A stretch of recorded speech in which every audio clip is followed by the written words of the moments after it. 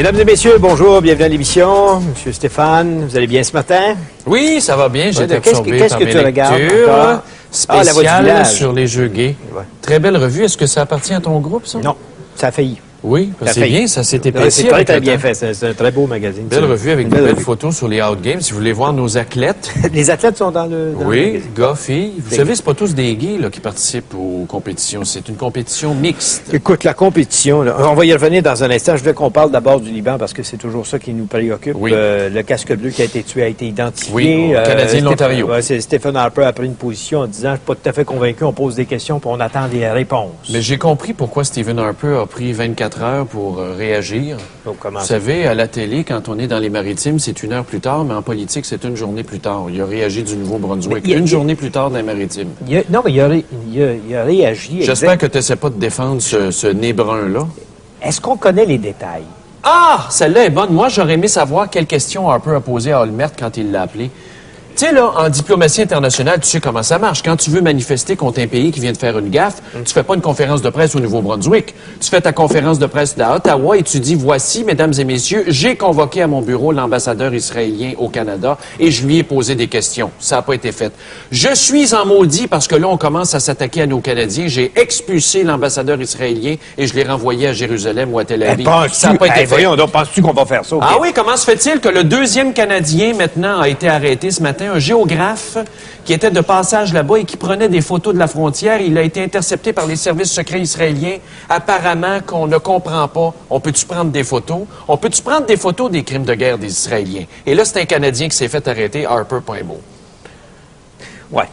Il y a anguille sur roche. Puis il en a remis hier, là. Il en a remis. Mais oui, mais regarde comment sont tous les pays. Il y avait la rencontre de Rome. Oui, on va parler de la rencontre de Rome. Oui, je te reparlerai avec les gens de l'ONU, avec la participation canadienne du ministre Qu'est-ce qu'il faisait là? Peter MacKay, j'ai une question pour toi. Est-ce qu'il portait les valises de Condoleezza Rice ou il tenait le micro? Ben non, voyons donc. Qu'est-ce qu'il a dit, Peter MacKay? Quelle déclaration le Canada a fait hier à Rome, à part que ça a coûté peut-être 50 000 ce voyage-là? Ça n'a pas coûté 50 000 non, voyons donc. Avec sa suite du ministère des Affaires étrangères, non, il a logé dans un hôtel 1 étoile. Non, mais tu es capable de te loger qu'est-ce à Rome qu'il a dit? sans que ça coûte 50 000 Mais dis-moi, qu'est-ce qu'il a dit? Dis-moi ce que les autres ont dit. Ils sont tous sortis de là. C'est la chose la plus imbécile. Cette réunion-là est imbécile à sa base. Tu sors de là en disant... On réclame un cessez-le-feu, mais pas immédiatement. Oui, on demande à Israël de la retenue. T'as-tu vu dans le communiqué de presse final de la conférence de Rome, maintenant, les pays sont divisés en 2 camps.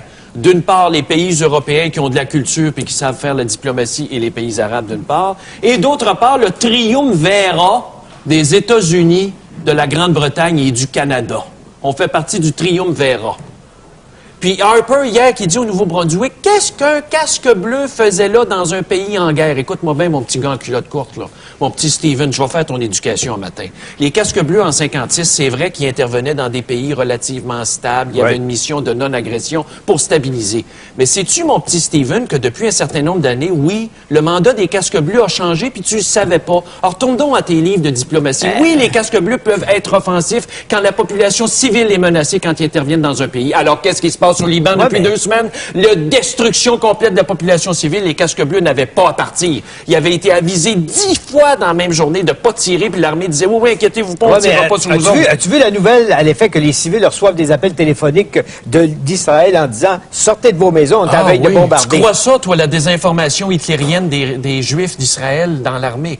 Tu crois à ça, toi? Ben, je lis comme toi l'information qui sort, puis je suis obligé de la peser. Puis Kofi Annan qui se fait dire par Olmert, t'inquiète-toi pas, mon boy, on tirera pas sur tes gars. Ils ont tiré pareil. Quand les prisons d'Abu Ghraib ont été massacrées par les Américains, Donald Rumsfeld a été blâmé par le Congrès. Qu'Israël prenne la POC. Ils n'ont même pas eu la décence de s'excuser. On regrette, ce n'était qu'un incident. Puis pendant ce temps-là, le nébreux Harper, il continue à dire, oui, vous avez raison. Non, il n'a pas dit ça. Il a dit, j'ai posé des questions, j'attends des réponses. J'ai des doutes. J'attends des réponses. Ça puis une guenille comme premier ministre, je préfère la guenille. Entre toi puis moi, soyons juste pragmatiques un peu. Là. Pragmatique, il y a des mères de famille qui perdent leur bébé sur le bord de la route. Oui, penses-tu que sciemment, volontairement, les Israéliens auraient bombardé une place où il y a des casques bleus? Pourquoi pas? La preuve, c'est qu'ils veulent pas de force d'intervention de l'ONU. Ils préfèrent l'OTAN contrôlée par les Nébrins. Oui, mais tu comprends que ça va créer une réaction internationale anti-israélienne. Voyons donc, tu fais pas ça quand t'es... Ça me surprendrait, moi. Ça veut dire que le sang des Arabes, ça vaut pas rien. C'est ça que ça veut dire aux yeux de l'Occident. Le sang arabe ne vaut rien. Bon. OK. Ah, mais c'est sûr qu'on n'a pas fini de vous en parler, hein. Mais j'aimerais ça qu'on parle des Hard Games. Ça commence en Je sais pourquoi il y a 40 000 billets de pas vendus. Moi, vous le dire, moi. Voulez-vous que je vous le dise pourquoi? Parce que c'est les vacances de la construction. Non. Puis on sait que les gars de la construction, ils veulent aller aux Hard Games. Donc, ça va se remplir la semaine prochaine. Voyons donc. Quand les gars arrête de niaiser, là. Es-tu intéressé, toi, à aller voir un athlète que tu connais pas? Des athlètes, là, ça prend des vedettes. Donne-moi donc une coupe d'athlètes des Jeux de Turin. Ah ben là, écoute-moi bien. Je me rappelle pas de ça. Non, mais le sport olympique, là, c'est pas si glamour que ça, là. Si t'as pas gagné de médaille d'or, on t'oublie, ça prend pas de temps. Ouais, mais là... C'est tout le monde comme ça. Non, c'est une manifestation culturelle et sportive. Non. Ben, c'est pas mal au plus, sens large qu'il faut c'est pas mal ça. plus culturel, parce que je vais te dire, je sais pas qui est-ce qui va payer. Est-ce qu'il y a un déficit à absorber pour nous autres là-dedans? Il n'y aura pas de déficit. La preuve, c'est que Louise Roy est sortie hier en disant, écoutez, de toute façon, que ça soit plein ou que ça soit vide, on fait déjà nos frais. Ah oui? Oui. Tu sais que les gays ont un réseau très bien organisé. C'est des gens d'affaires. On en a parlé hier du débat. Là, on leur fera pas, là, mais ils sont organisés. On pourrait peut-être leur donner quelques projets gouvernementaux à organiser. Ben, en tout cas, dans ce cas-là, peut-être qu'ils savent mieux compter, puis on arriverait peut-être avec le vrai chiffre au PPP départ, puis la confirmation à la fin pour faire des PPP. Oui, mais tu sais qu'il faudrait faire des CHSLD pour la population gay qui vieillit. Moi, c'est un projet qui me trotte dans la tête depuis une couple d'années. Un CHSLD, mais pour les gays. Pourquoi ils sont pas capables de vivre avec tout le monde? Hein? Parce qu'il y a du monde comme toi qui a encore des préjugés. J'ai pas de préjugés. Pourquoi ils sont pas capables de vivre avec tout le monde? Ça leur prend leur jeu, leur quartier, leur village. C'est quoi le problème? Oh, mais toi, tu as un sentiment d'appartenance au mât des Oliviers. Vous savez, pourquoi tu vas toujours là? Je ne le sais pas. Il y a sûrement de quoi. Mais oui, mais je pavane pas là, en disant qu'il n'y a rien que ça dans la vie, puis il faudrait que tout le monde passe à la même place. Il y a des fois, je comprends pas la relation que tu peux faire entre deux points dans la vie. Ben non, mais je te dis, toi, tu t'identifies à certaines choses, eux autres, ils s'identifient à d'autres choses. C'est toi, est-ce que tu laisserais le mât des Oliviers pour le McDo? Non. Bon, voilà, on a tout répondu. Bon. OK, mais en même temps, t'es pas étonné de voir qu'il n'y aura pas de chef d'État? Ben, là, ils sont supposés d'envoyer le sénateur de service, là, Michael Fortier, qui n'a pas de comté. Stephen Harper, c'est supposé d'être un gros événement. Là, j'espère que Stephen Harper n'aura pas l'audace de venir se présenter au Québec. Il va se faire bombarder de tomates. Harper ne sera pas là. Jean Charest est à la pêche. André Boisclair est à Saint-Donat. En train de... Non, mais celui qui s'est affirmé comme étant de la communauté, qui est chef d'un parti qui veut se faire élire premier ministre, il me semble que ce serait la moindre des choses qui soit présent à une des cérémonies. Non, pas du tout. C'est parce que s'il va pas, il est condamné. S'il va, on va le condamner pareil. Fait qu'il préfère rester à Saint-Donat. Ouais. Qu'est-ce qu'il fait là-bas? Y a-t-il un chalet? Ouais. Tu penses? Ben, je n'ai pas les détails. Veux-tu que je me mette à enquêter? Oui, je veux juste voir s'il y a une pellicule de papier saran. Hey, ça, un jour, là, on va arrêter de se faire poser des questions sur cette affaire-là, puis je vais te forcer à raconter toi-même, puis t'en prendras le blanc, ce que je t'ai déjà compté. Oui, la source. La source, c'est moi, mais t'es pas obligé de faire des allusions là, à ces histoires de saran wrap. OK. Pêche à l'île d'Anticosti. Jean Charest reçoit certains premiers ministres du Canada, va recevoir l'ambassadeur du Canada, l'ambassadeur des États-Unis au Canada. Ah oui, le fou furieux, là, le religieux illuminé qui disait que c'était la voix de Dieu qui l'envoyait à Ottawa. Ça, c'était un malade, ça. Ça, là, comme intégriste, là, tout c'est ce monde-là est invité à compter de demain soir. Il va y avoir une pêche miraculeuse. De demain soir, à compter de demain soir à l'île d'Anticosti. C'est bien. Tu sais que mon père a déjà travaillé sur notre bras. Oui. Sur notre bras, à la pêche, oui. Dans un camp qui a été choisi. Puis ça n'était pas annoncé officiellement dans les déplacements du premier ministre. Est-ce que le premier ministre doit faire une affaire de même? Moi, je pense que c'est une belle opération. Il faut recevoir ces gens parce qu'ils sont en conférence à Terre-Neuve. Ils vont se déplacer un peu. C'est pas loin, c'est facile. Oui. Mais c'est parce que quand on nous présente ça, quand le journal de la presse nous présente ça ce matin, il nous présente ça comme si c'était abominable qu'on dépense 10 000 $. 10 000 $, il n'y a rien là. Moi, je préfère que Jean Charest fasse ça au sein du Conseil de la Fédération puis plaide pour notre cause au sein des autres PM que d'aller s'agenouiller devant le pape où ça a coûté 100 000 $ pour une nuit. Honnêtement, je préfère ça. Oui, ça, il y a peut-être plus d'avenir. Oui, il y a plus d'avenir à relier des gens qui ont des idées en commun, à travailler pour faire avancer les choses, que ce soit Québec et États-Unis, puis après ça, entre les provinces versus le fédéral. Mais, là, en tout cas, je voulais juste voir ce que tu en pensais. On va leur souhaiter bonne pêche. Oui. Accident. Triste. Triste accident à la porte d'un terrain de camping. Le parc Belle-Rive, c'est le camping et la marina Belle-Rive à Saint-Ours. Je veux parler de ça parce que c'est un enfant de 8 ans qui a été tué sous les yeux de sa mère, puis c'est dramatique. C'est sûr que ça s'ajoute aux statistiques, au nombre de personnes tuées. Mais ce qui est absolument anormal, c'est qu'à cet endroit, Transport Québec permette que la circulation se fasse à 90 km/h, alors qu'il y a un terrain de camping, qu'il y a du va-et-vient des deux côtés de la route. Il y a un parc de baseball, là aussi. Là, mais oui, les gens sont baseball, appelés à traverser. C'est à la sortie du village de Saint-Ours. Sur le chemin des Patriotes. On aurait dû probablement prolonger la limite de vitesse municipale. Oui, de 50 de ou de 50 30. de 50 ou de 30. Oui. Ailleurs, il me semble qu'autour des parcs, il y a des limites de vitesse qui sont réduites. Oui. À 30, mais même à 30 km. Alors qu'on est là, à 3 fois plus vite, tu dois te passer. Puis comme les gens ne respectent pas 90, ils passent à 100, 110 et 120 km/h. Oui, parce qu'il y a toujours une petite marge au-dessus. Ouais. C'est épouvantable.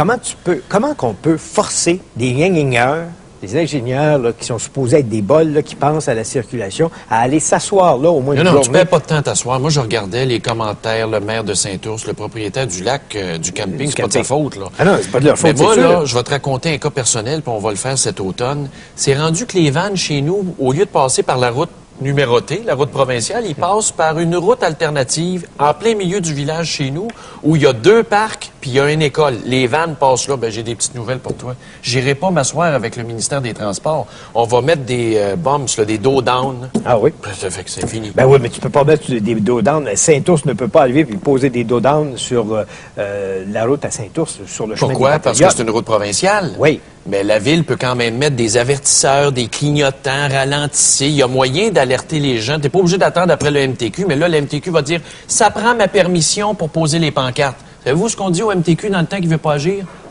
C'est ça qu'on dit. C'est vulgaire. C'est vulgaire, mais c'est ça. Là, un enfant de mort, on attend-tu le prochain avant de faire des comités de concertation? Ah oui, ils vont attendre qu'il y en ait un prochain, qu'on va faire. Là, on va faire une enquête du coroner parce qu'il y en a 2. Ouais. Un an plus tard, après le deuxième, ça, là, c'est le comme coroner va dire qu'il faudrait peut-être changer. Sais-tu ce qu'ils ont fait, le MTQ à Armstown? Il a fallu 8 morts avant qu'ils posent un stop. Puis quand la mère de famille, il y a 2 ans, s'est fait tuer avec sa fille, là, ils ont dit, ben notre quota est atteint maintenant, on peut mettre un stop. Parce que ça prend 8 morts. Fait que je dis, mon ministère des Transports, et je leur ai dit, tiens, quand t'es un maire qui se tient debout, tu fais ça. Mais c'est épouvantable qu'on ait des fonctionnaires aussi peu... oui, c'est statistique avec à l'appui. Si peu de jugement. Ouais, c'est ça. Si peu de jugement, là, c'est payé là, pour penser puis décider. Pendant ce temps-là, la mère de famille, avec sa fille, comme le petit gars, sont dans le cercueil à l'heure où on se parle. Oui, c'est ça. OK, Charles Guitté, rapidement. C'est qui, ça, Charles Guitté? Charles Guitté, écoute, Charles Guitté a eu... celui qui est ranch, le droit... Non, regarde, moi, c'est pour ça que je veux qu'on en parle. C'est qu'hier, son avocate est allée en cours demander la permission qu'il puisse se rendre aux États-Unis pour vendre sa propriété qu'il a en Arizona. Le juge a dit, j'étais un peu mal à l'aise. La juge a dit, je suis un peu mal à l'aise avec ce genre d'affaires-là, mais comme c'est une propriété qu'il possède et qu'il doit vendre avant peut-être d'être... Il peut pas confier ça à un agent d'immeuble? Ben oui, mais en même temps, il faut que tu signes des contrats, il y a des choses à faire, tu as peut-être des objets personnels, il y a des objets personnels à récupérer avant de vendre. Dans un ranch, oui, mais c'est pas ça. Oui, mais un ranch, c'est pas ça. C'est quoi? Je pense qu'on a été victime de désinformation à la commission Godfrey. Parce qu'on a essayé de nous faire croire que cet homme-là avait, avec l'argent des commandites, avait eu l'audace de s'acheter un ranch en Arizona. La demande, c'est pour vendre une maison mobile, dans un parc de maisons mobiles. Oh, mon Dieu. Est-ce qu'il y a quelqu'un qui nous a conté des histoires pour nous faire croire qu'il s'était servi de l'argent des commandites? Allô? Maison mobile, mesdames, messieurs. Ça vaut quoi une maison mobile? Bon. Ben, ça dépend. En Arizona, tout ton frère reste là. Le prix de l'immobilier doit être bon. Ah oui, c'est très, très bon. Oh, c'est excellent. Tu as peut-être une roulotte pour 100 000? Oui, mais c'est encore rien qu'une roulotte. Bon, la misère des riches, mesdames et messieurs. C'est encore rien qu'une roulotte. Ah, mais j'ai déjà vu des roulottes en Floride. Les gros fifth wheel? À 150 000 de la roulotte. Moi, j'appelais ça des maisons volantes. Il vient un ouragan, puis la maison part. Oui. OK. La presse, en première page ce matin, cet homme de 100... Cette photo-là, je suis plus capable. L'homme qui fait du ski nautique à 100 ans. Ouais, comme si c'était représentatif de toutes les personnes âgées au Québec. Mais en même temps, c'est un dossier avec les statistiques qui viennent d'être publiées. Et les statistiques nous disent, plus on est vieux, plus on est heureux. l'âge du bonheur. On nous dit que c'est l'âge du bonheur. Les gens qui ont 65 ans et plus. Puis là, toutes les statistiques nous amènent à croire... Nous amènent à croire que les bébés boomers s'en vont dans une orgie paradisiaque. Ah oui, le paradis qui nous attend. Imagine, tu te regardes dans le miroir, toute la peau tombe de partout. Quand tu regardes ça, là, la marchette, les couches... Tu parles la solitude, et l'incapacité d'obtenir les soins de santé que tu as davantage de besoin. Il y a même pas 50% des gens qui se considèrent en santé quand ils arrivent à ces âges-là. Puis la pauvreté, parce qu'il y a plein de gens qui arrivent avec le minimum du minimum pour vivre. Ils retournent sur le marché du travail parce qu'ils ont de la misère à joindre les deux bouts. Entre 65 et 75 ans, il y a de plus en plus de monde qui travaille actuellement. C'est pas représenté. Ce bonhomme-là, à 101 ans, là, je m'excuse, c'est pas tout le monde. C'est pas vrai. Là. OK. La question qu'on vous pose ce matin porte là-dessus. Croyez-vous qu'on peut vieillir et être heureux? Vieillir et être heureux, est-ce que c'est possible, surtout quand on vient du Québec? Ça, c'est la question qu'on vous pose. Vous allez réserver vos lignes, mais dans quelques instants, on va parler avec deux personnes qui ont vieilli chez nous. Frenchy Jarreau et Huguette Proulx. Deux personnes qui n'ont pas tout à fait la même idée de ce qu'est vieillir et être heureux. Donc, vous commencez tout de suite, cependant, à réserver vos circuits. À Montréal, 514-790-0874. De partout au Québec, sans frais, 1-877-790-3535. Ou encore, écrivez-nous par Internet à www.tqs.ca.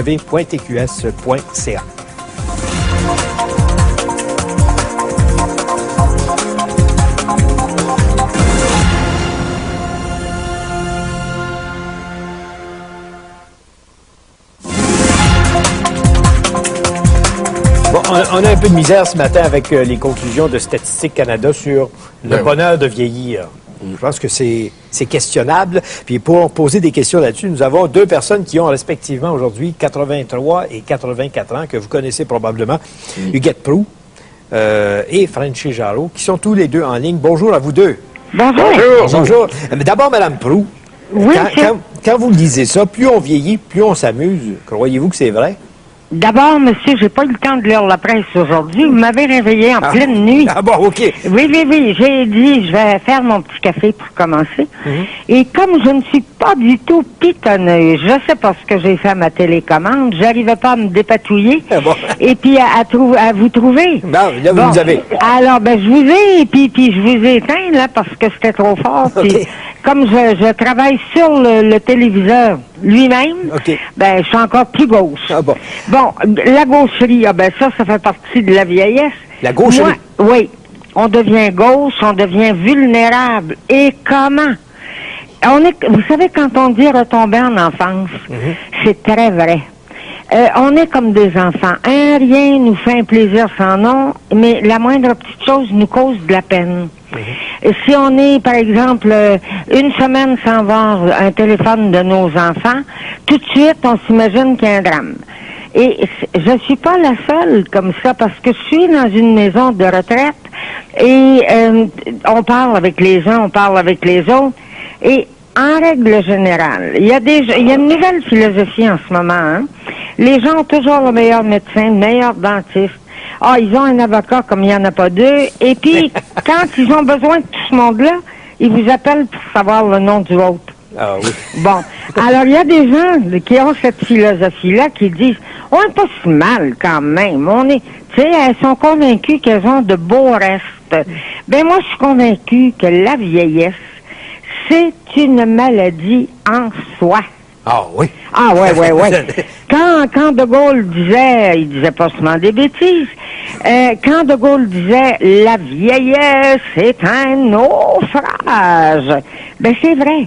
Parce que ta barque, elle subit le tangage, puis elle subit le roulis, mais elle part jamais vers l'horizon. On va aller voir M. Jarreau. Frenchy, moi j'ai toujours l'impression que vous êtes pétant de santé. Je ne sais pas avec quelle sorte de batterie vous donnez cette énergie-là, mais vous avez l'air de quelqu'un qui n'a pas vieilli comme tel, dans le sens où vous êtes toujours partout. Ben, c'est normal. C'est normal. J'écoutais Huguette il y a quelques instants. Moi, j'ai la chance encore de faire de la radio tous les jours, de me lever tous les matins à 3h30 pour aller faire mon émission. Et d'ailleurs, je travaille avec un autre vieux, Marcel Béliveau. Alors, je suis entouré de vieux. Et justement, ce Ce qui est important, c'est d'aimer ce que l'on fait et d'avoir la santé pour pouvoir le faire. Et quand on a ça, ben, il n'y a pas de problème. Moi, j'ai pas de ces problèmes-là. Le problème de la vieillesse, moi, ça ne me touche pas.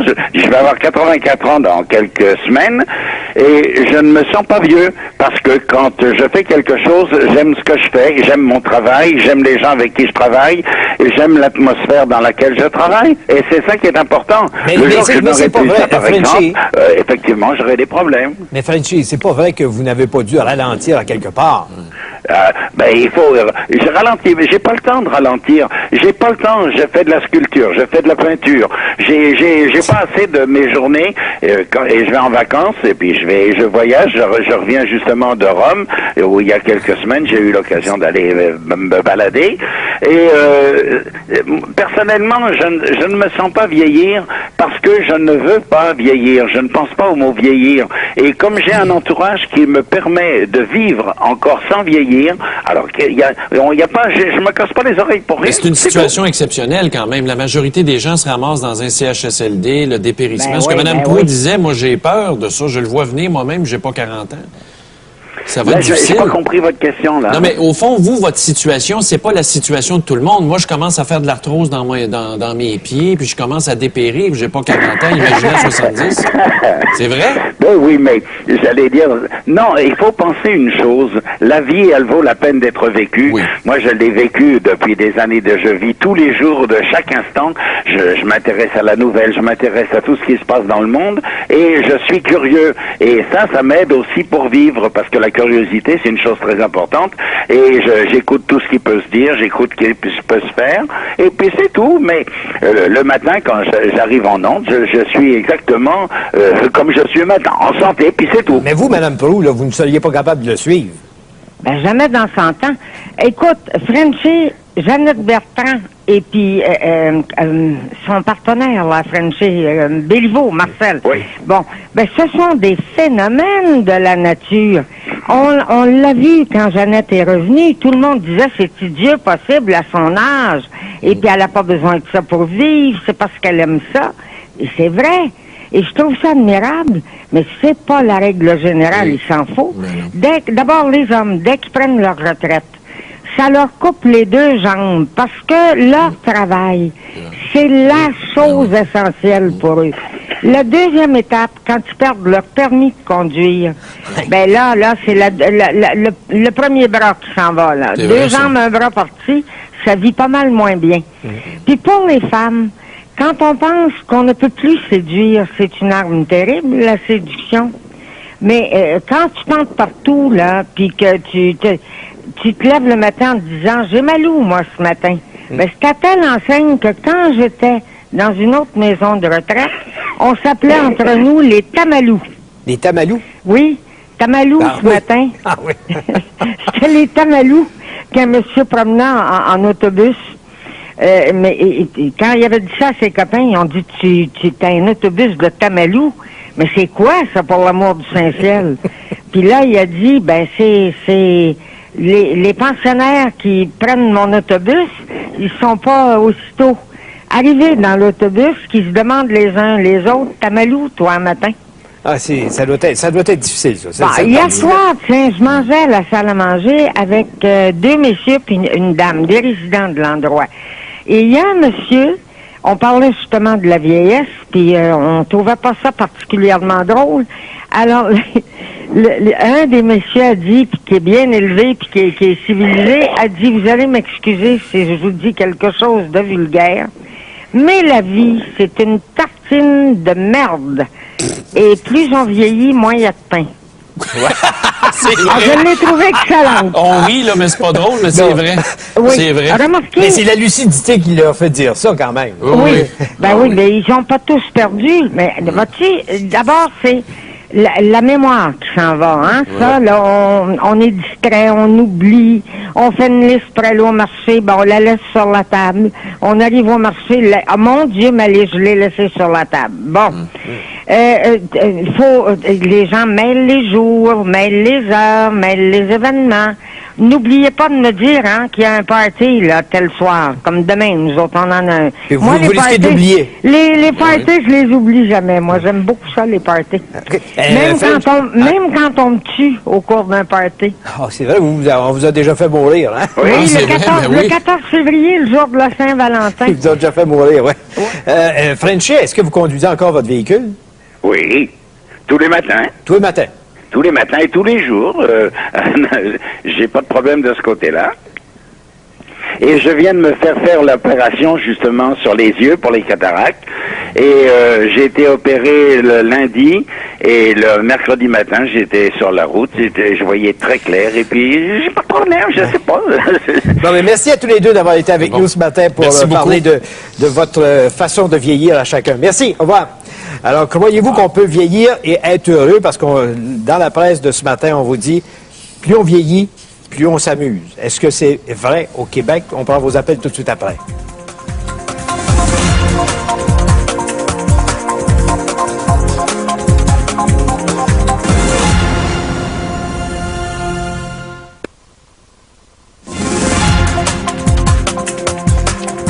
Vieillir et s'amuser, quand tu regardes ça, il n'y a pas 45 des gens qui se trouvent en santé après 65 ans. 65 et 74 ans, c'est la santé. Si tu n'as pas de santé... Ah, ben oui, mais ça revient dans les courriels de la santé et de l'argent. Et on cite en exemple ici une petite courriel comique ici. Il dit, regardez, voir la reine-mère britannique, c'est donc édifiant, la reine-mère qui a vécu jusqu'à quoi, 101 ans, 102 ans, qui s'étouffait avec les arêtes de poisson. Mais ça prend de l'argent et de la santé. Ouais. On va prendre un premier appel. On va aller du côté de Belleuil. On a Janine qui est en ligne. Bonjour, madame. Oui, alors bonjour. Alors moi, j'ai 66 ans. Je suis au début de ce que je peux appeler mes projets de vieillesse. Maintenant, moi, ce que je pense, c'est que je dis qu'on vieillit comme on a vécu. Bonne chance.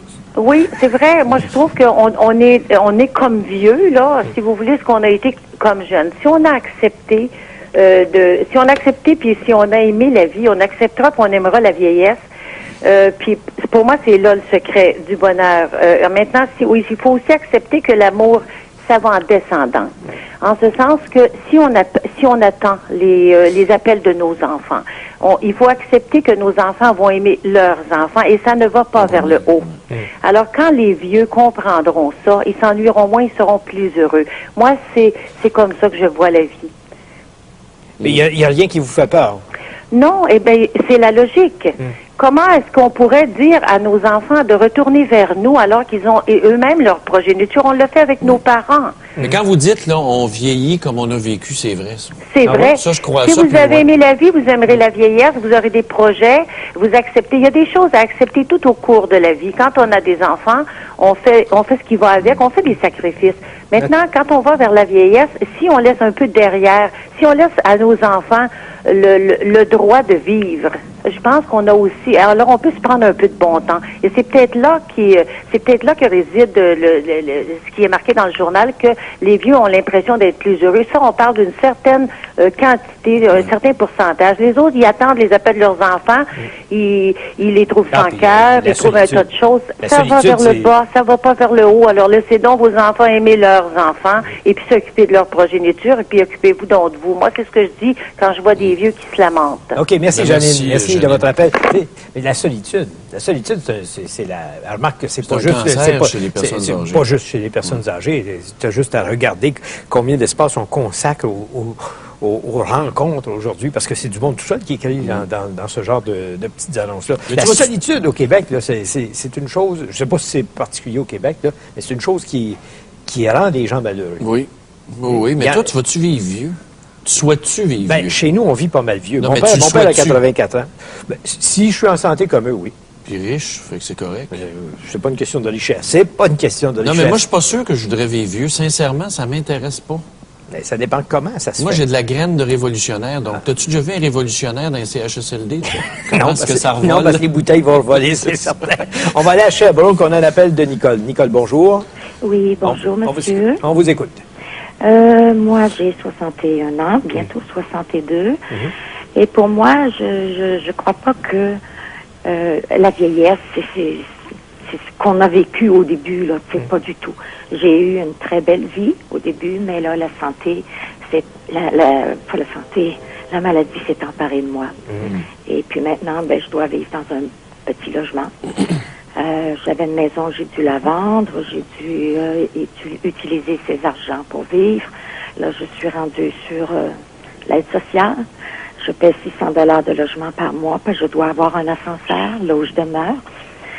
Et puis, parce que je fais de l'ostéoporose et de l'arthrose, et puis, bref. Donc, vous avez 61 ans, vous avez une expectative de vie de combien d'années encore, d'après ce que vous savez, d'après ce que vos médecins peuvent vous dire?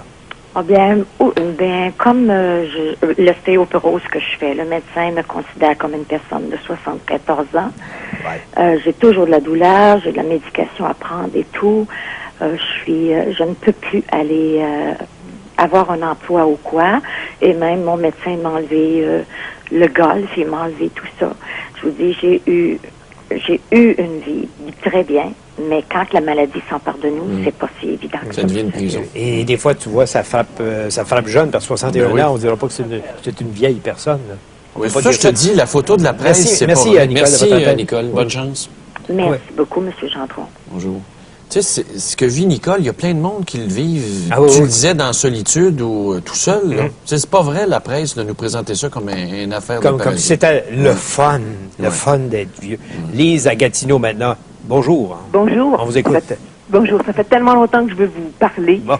Et puis, vous deux, là, vous êtes fantastiques. Mais vous serez jamais vieux, ne vous inquiétez pas. Vous êtes trop tannants. C'est très bien. Surtout M. Gendron. Mais c'est bien quand même. Moi, je voulais vous dire que je vis seule. J'ai perdu tous les gens autour de moi. Tout le monde est décédé. Et j'ai 52 ans. Je me semble que la vieillesse, pour moi, c'est l'enfer. Ben oui, mais à 52 ans, j'en ai pas mal plus que ça, moi. Oui, mais quand même, c'est quand on voit plein de gens autour de nous qui disparaissent à 50 ans, alors ça nous fait réfléchir. Oui, c'est le début de la fin. Oui, maintenant, quand M. Gendron dit que quand on vieillit, tout commence à descendre, ben moi, j'enlève les glaces sur les murs, parce que je peux pas supporter ça. Faut pas qu'il y ait de miroir sur les murs. Ah oui? Faut passer vite. Même les vitrines, quand on regarde, les vitrines en faisant le magasinage, faut passer vite. Ah oui, à ce point. Même à 52 ans, moi, c'est ma hantise. Parce que je trouve que tout est tellement beau et on prône tellement la jeunesse. Les liftings, les ci, les ça, faut que tout soit parfait. Et plus on vieillit, moins c'est parfait. Plus c'est lourd à porter. Plus c'est lourd à porter. C'est ça que Gatprou disait tantôt, hein? Quand t'as plus l'arme de la séduction. T'es plus capable de séduire. Mais tu sais, moi, que le matin, quand je sors du bain, là, je me regarde quasiment sur toutes les coutures, puis je me dis, bon, OK, je suis encore potable pour le moment. Monsieur Gendron, je suis pas inquiète, je suis sûre que c'est encore très beau. Oui, bon, merci. Est-ce que ça vous console? Bon, alors, c'est ça que je voulais vous dire. Merci beaucoup. Il faut vivre le plus fantastiquement possible. Et le plus vite possible. Et le plus vite possible. Et quand on a envie de quelque chose, faites-le. OK. Merci, Lise, de votre appel. Croyez-vous, alors la question qu'on vous pose aujourd'hui par rapport à ce qu'on a lu ce matin dans les statistiques, croyez-vous qu'on peut vieillir et être heureux?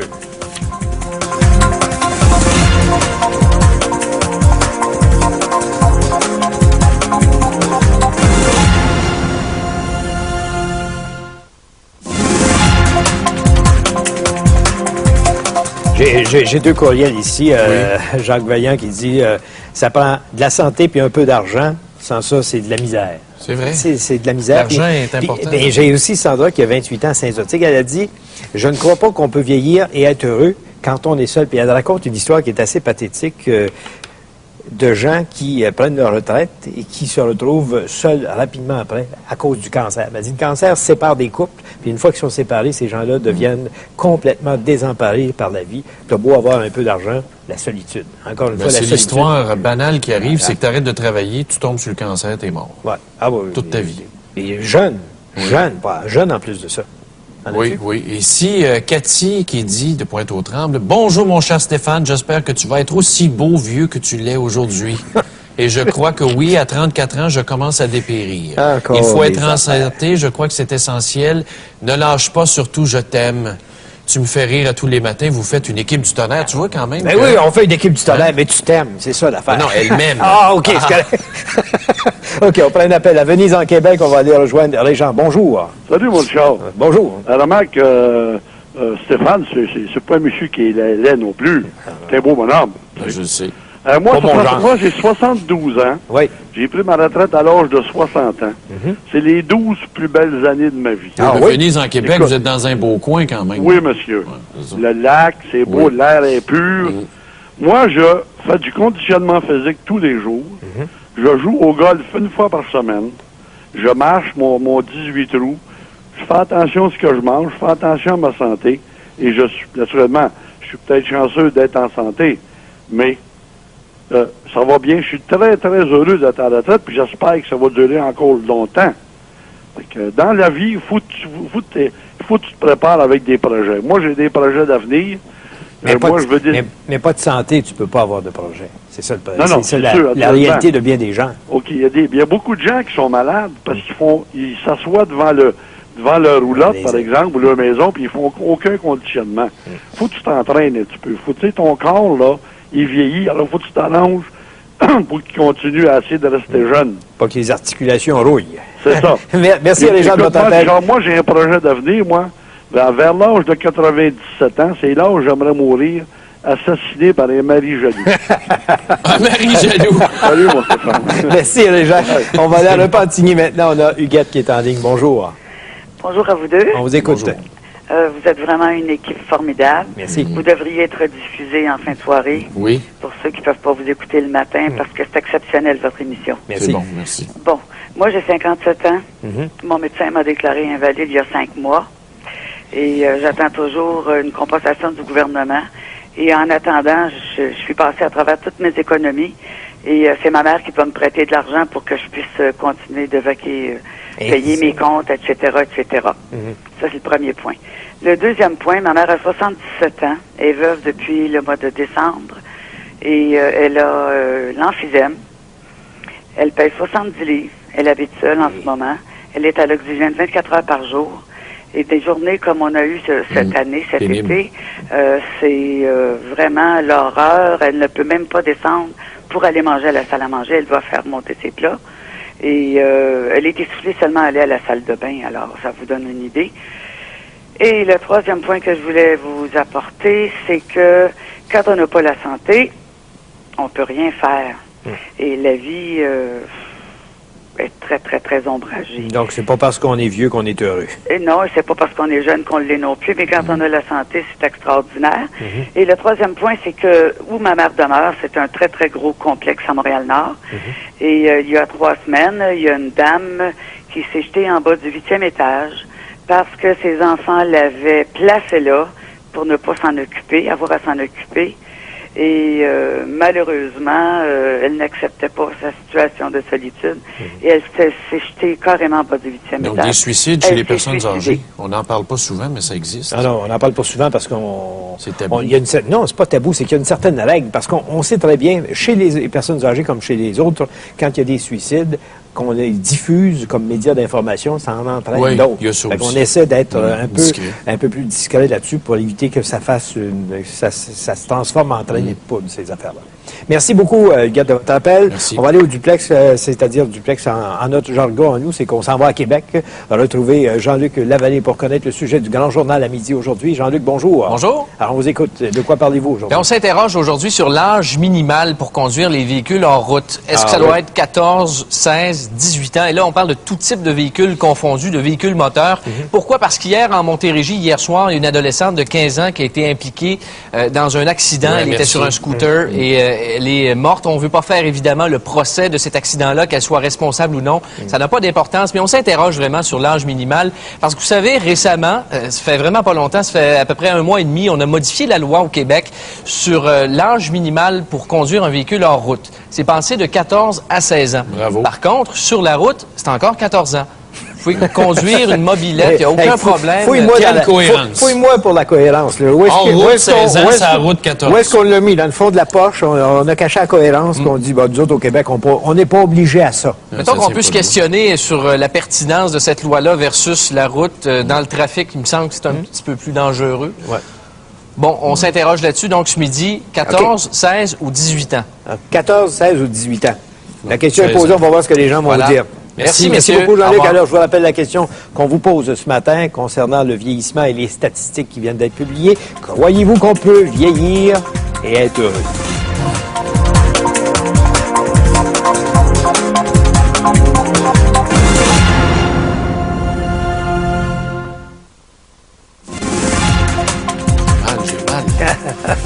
j'ai mal. Non, c'est vrai. Moi, j'ai des l'âge. problèmes. Je fais de l'arthrose dans ma grosse orteil du pied droit. Ça te donne mal dans le dos. Quand je mange du McDo, oui. Je pensais que j'avais la goutte écoute à un moment donné. Anne-Sophie qui dit, en disant que la vieillesse, c'est pas ce qu'elle voudrait. Je veux pas attendre de ressembler au pape. Lequel pape? Là? Celui-là ou celui qui est mort, là. Tu sais, quand t'es plus capable de retenir ta salive. Elle dit, comme dit Yvon Deschamps. Je sais, mais elle dit, comme dit Yvon Deschamps, à 85 ans, t'investis plus là-dessus. Elle dit, en plus, quand t'es rendu à manger avec des tubes, de la boîte de viande et de carottes, elle dit, je trouverais que la mort, c'est bien plus c'est le meilleur voyage qu'on pourrait pas faire. Ah, moi, là, je veux décider, moi, de ma mort. C'est pas vrai que je vais me laisser mener par l'hôpital. Je veux décider quand est-ce que je vais mourir. Oui, mais tant qu'on n'aura pas statué sur l'euthanasie. Ben voyons donc. Tu demandes-tu la permission avant de mourir aujourd'hui, là?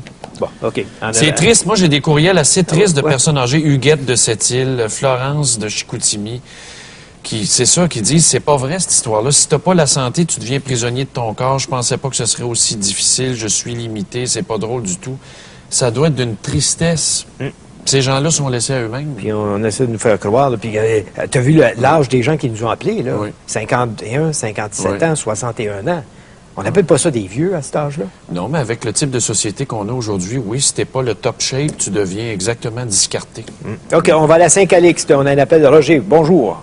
Oui, bonjour. On vous écoute. Ben, je vous écoute là, depuis tantôt, puis le journaliste qui a écrit ça, là, ou la journaliste qui a écrit ça, il avait fumé du bon stock. Parce qu'il n'est pas conscient de comment est-ce que ça se passe. Quand est-ce qu'on voit à la télévision des émissions qui sont faites pour les gens du troisième âge? Il y a une émission à TQS, puis c'est le dimanche à 11h. Ouais. C'est à part de ça, ils sont complètement ignorés. La publicité n'est pas faite en fonction. Pourtant, qui c'est qui achète des pelules dans les pharmacies? C'est les personnes du troisième âge. Quand est-ce que vous allez voir une personne, un comédien ou une comédienne du troisième âge dans une publicité, que ce soit pour Jean Coutu ou les autres? Tout est fait en fonction des jeunes. Ils prennent plus jeunes, puis ils leur font des cheveux gris. Ils font des spectacles pour que ce soit les spectacles de la Saint-Jean ou tout ce qui est présenté à la télévision. C'est toujours en fonction des jeunes et pourtant les jeunes ne sont même pas là pour les écouter.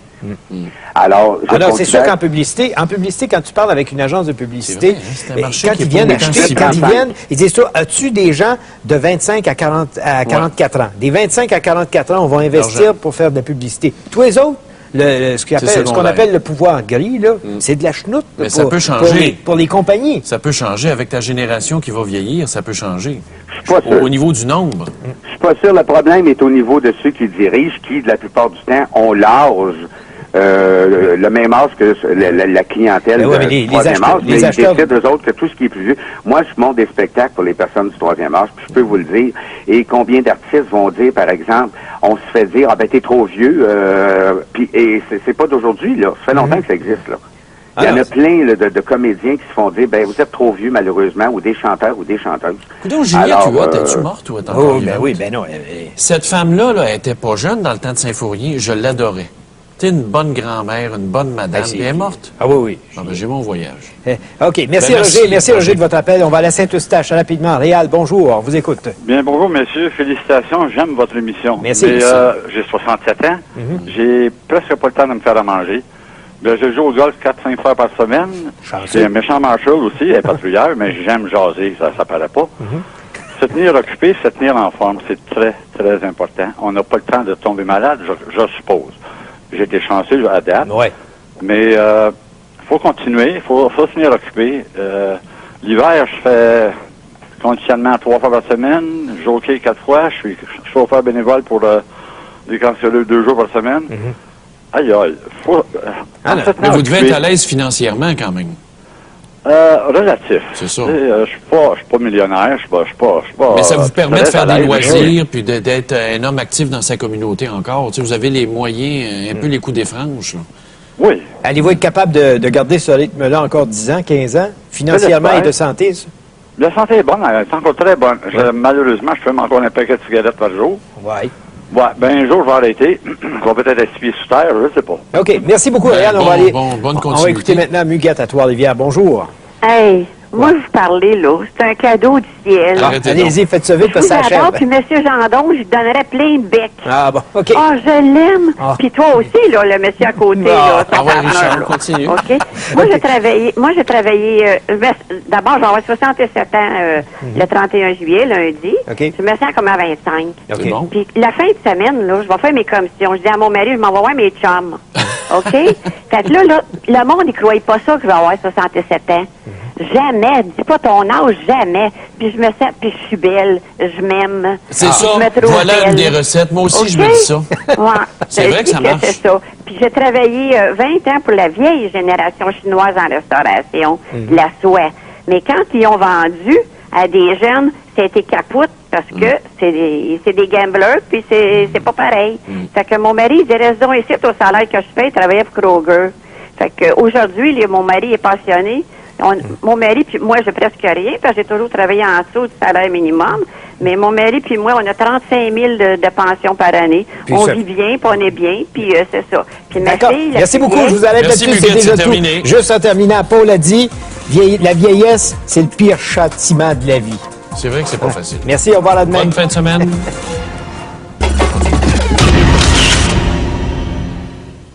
Et je l'ai renvoyé à Jérusalem ou à Tel Aviv. Ça n'a pas été fait. Voyons, donc, penses-tu qu'on va faire ça? Ah oui, comment se fait-il que le deuxième Canadien, maintenant, a été arrêté ce matin, un géographe qui était de passage là-bas et qui prenait des photos de la frontière. Il a été intercepté par les services secrets israéliens.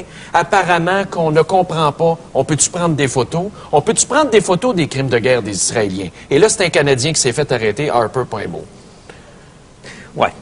Il y a anguille sur roche. Puis il en a remis hier, là. Il en a remis. Mais oui, mais regarde comment sont tous les pays. Il y avait la rencontre de Rome. Oui, on va parler de la rencontre de Rome. Oui, je te reparlerai avec les gens de l'ONU, avec la participation canadienne du ministre Peter MacKay. Peter MacKay, j'ai une question pour toi. Est-ce qu'il portait les valises de Condoleezza Rice ou il tenait le micro? Ben non, voyons donc. Qu'est-ce qu'il a dit, Peter MacKay? Quelle déclaration le Canada a fait hier à Rome, à part que ça a coûté peut-être 50 000 ce voyage-là? Ça n'a pas coûté 50 000 voyons donc. Avec sa suite du ministère des Affaires étrangères, non, il a logé dans un hôtel 1 étoile?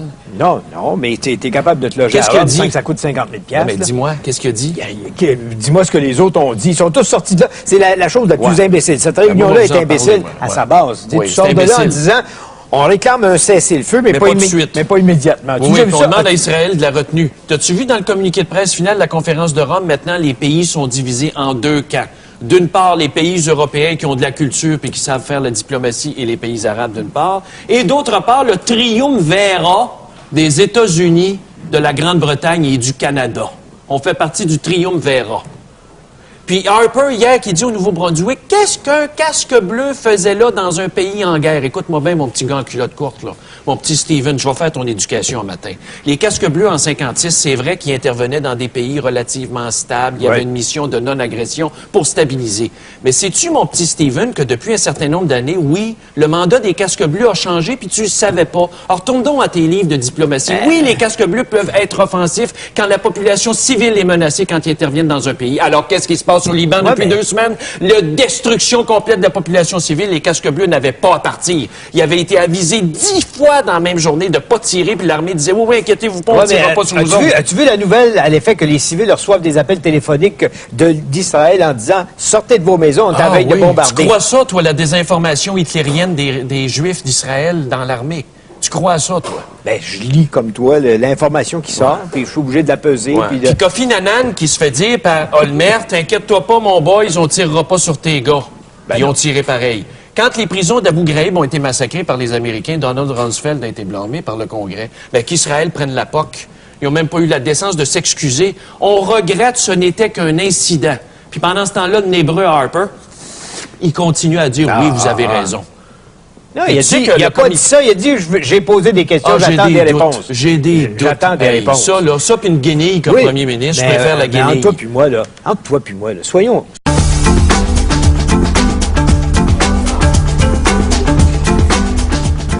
Mesdames et messieurs, bonjour, bienvenue à l'émission. Monsieur Stéphane, vous allez bien ce matin? Oui, ça va bien. J'ai été absorbé par mes lectures spéciales sur les jeux gays. Ouais. Très belle revue. Est-ce que ça appartient à ton groupe, ça? Non, ça a failli. Oui, c'est bien, ça s'est épaissi. C'est très bien fait, c'est un très beau magazine. Belle revue avec de belles photos sur les Outgames. Si vous voulez voir nos athlètes. Les athlètes sont dans le magazine. Gars, filles. Vous savez, c'est pas tous des gays là, qui participent aux compétitions. C'est une compétition mixte. Écoute, la compétition, là, on va y revenir dans un instant. Je veux qu'on parle d'abord du Liban parce que c'est toujours ça qui nous préoccupe. Oui. Le casque bleu qui a été tué a été identifié. Oui, au Canadien de l'Ontario. Stephen Harper a pris une position en disant « Je suis pas tout à fait convaincu, on pose des questions puis on attend des réponses. » Mais j'ai compris pourquoi Stephen Harper a pris 24 heures pour réagir. Donc, vous savez, à la télé, quand on est dans les Maritimes, c'est 1 heure plus tard, mais en politique, c'est 1 journée plus tard. Il a réagi du Nouveau-Brunswick. Une journée plus tard dans les Maritimes. Non, mais il a réagi. J'espère que tu n'essaies pas de défendre ce nez brun-là. Est-ce qu'on connaît les détails? Ah! Celle-là est bonne. Moi, j'aurais aimé savoir quelle question Harper a posée à Olmert quand il l'a appelé. Tu sais, là, en diplomatie internationale, tu sais comment ça marche. Quand tu veux manifester contre un pays qui vient de faire une gaffe, tu fais pas une conférence de presse au Nouveau-Brunswick. Tu fais ta conférence de presse à Ottawa et tu dis, voici, mesdames et messieurs, j'ai convoqué à mon bureau l'ambassadeur israélien au Canada et je lui ai posé des questions. Ça n'a pas été fait. Je suis en maudit parce que là, on commence à s'attaquer à nos Canadiens. J'ai expulsé l'ambassadeur israélien. Oui. Tu sais que les gays ont un réseau très bien organisé. C'est des gens d'affaires. On en a parlé hier du débat. Là, on leur fera pas, là, mais ils sont organisés. On pourrait peut-être leur donner quelques projets gouvernementaux à organiser. Oui. En tout cas, dans ce cas-là, peut-être qu'ils savent mieux compter, puis on arriverait peut-être avec le vrai chiffre au départ, puis la confirmation à la fin pour faire des PPP. Oui, mais tu sais qu'il faudrait faire des CHSLD pour la population gay qui vieillit. Moi, c'est un projet qui me trotte dans la tête depuis une couple d'années.